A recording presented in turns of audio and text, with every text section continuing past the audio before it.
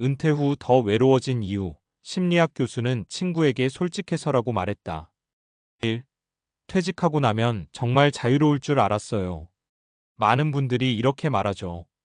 이제 출퇴근 안 해도 되니까 너무 좋겠다. 은퇴하면 매일 여행 다니면서 여유롭게 살아야지. 근데 막상 그 시간이 오면 생각보다 허전합니다.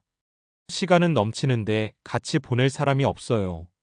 퇴직 후의 고요함이 평화가 아니라 적막으로 느껴질 때가 많습니다. 이건 단순히 나이 들면서 친구들이 멀어져서만이 아닙니다. 심리학자들은 인간관계의 구조가 은퇴 이후 완전히 바뀌기 때문이라고 설명해요. 직장이라는 울타리가 사라지면 거기서 유지되던 관계들이 함께 사라지죠. 그럼 남는 건 오히려 너무 솔직해져 버린 인간관계랍니다. 솔직함이 좋은 거 아니야? 라고 생각하시겠지만 어쩌면 그 솔직함이 외로움의 시작일지도 모릅니다. 2. 심리학 교수가 말한 은퇴 후 외로움의 역설. 한 심리학 교수는 은퇴자들의 상담을 하면서 공통된 패턴을 발견했습니다. 퇴직 전엔 가짜 웃음이라도 웃으며 관계를 유지했는데 퇴직 후엔 이제는 가식 없이 솔직하게 살겠다고 다짐한다는 거예요. 그런데 놀랍게도 솔직하게 살겠다고 결심한 사람일수록 더 외로워졌다는 겁니다. 왜 그럴까요? 그 이유는 간단합니다. 직장 시절엔 인간관계에 적당한 거리가 있었습니다.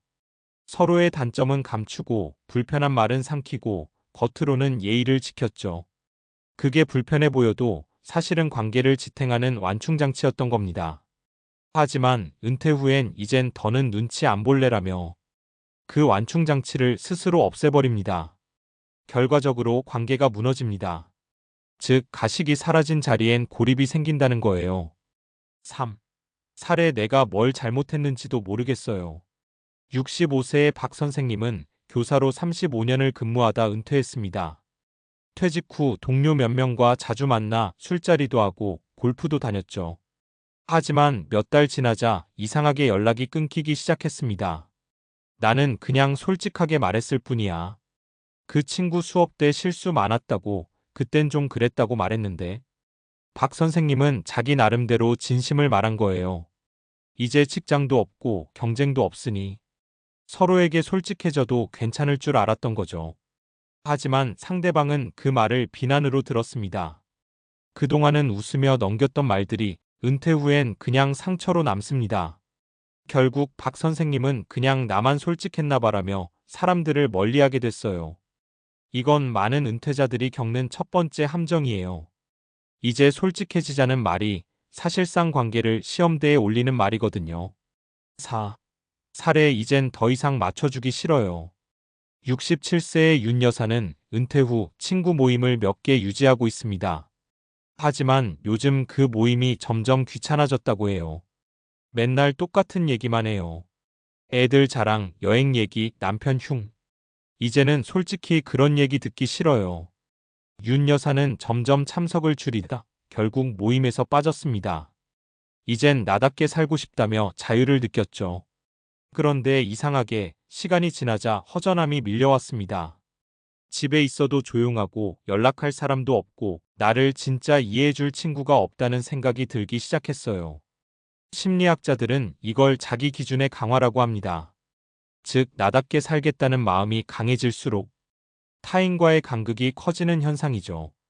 관계는 타협으로 이어지는데 그 타협을 가식이라 착각하고 버려버리는 순간 친밀감도 함께 사라집니다.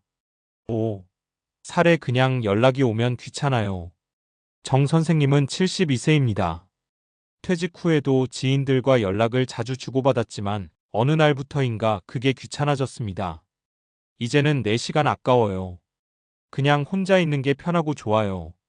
하지만 어느 날 생일이 지나가도 아무도 연락하지 않았을 때 정 선생님은 예상치 못한 공허함을 느꼈습니다. 그때 깨달았어요. 내가 편한 걸 택했지만 그건 결국 아무도 없는 편안함이었어요. 이건 관계의 최소 유지 에너지가 사라졌을 때 생기는 고립감이에요. 관계는 자연스럽게 유지되는 것이 아니라 꾸준히 기름칠해줘야 굴러가는 것입니다. 그런데 은퇴 후엔 그 노력을 귀찮아하고 결국 사람들을 잃게 되는 거죠. 6. 심리학적 통찰 솔직함보다 중요한 건 온도 조절이다. 심리학 교수는 이렇게 말합니다. 진짜 관계는 솔직함 위에 있는 게 아니라 배려와 온도 조절 위에 있다. 우리가 오랫동안 직장 생활을 하면서 배운 사회적 기술. 그건 단순한 가식이 아닙니다. 관계를 부드럽게 유지하는 기술이었던 거죠. 퇴직 후에는 이 기술을 쓸모없는 가면으로 오해하면서 모두 벗어던져 버립니다.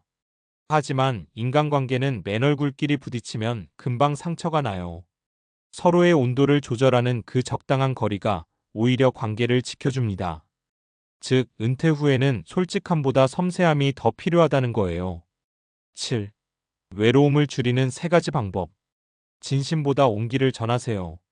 누군가와 대화할 때 내가 옳은 말을 하기보다 상대가 편하게 들을 말을 골라보세요. 그게 가식이 아니라 배려입니다.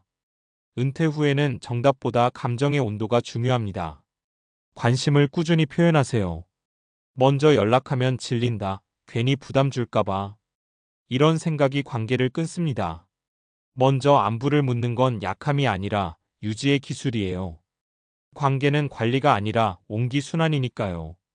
혼자 있는 시간의 질을 높이세요. 외로움은 반드시 누군가 있어야만 해결되는 게 아닙니다. 혼자 있을 때도 마음이 따뜻해지려면 의미 있는 고독을 만들어야 해요. 취미, 봉사, 학습, 새로운 만남 이런 게 혼자와 함께의 경계를 채워줍니다. 8. 마무리 솔직하게 살되 다정하게 살자.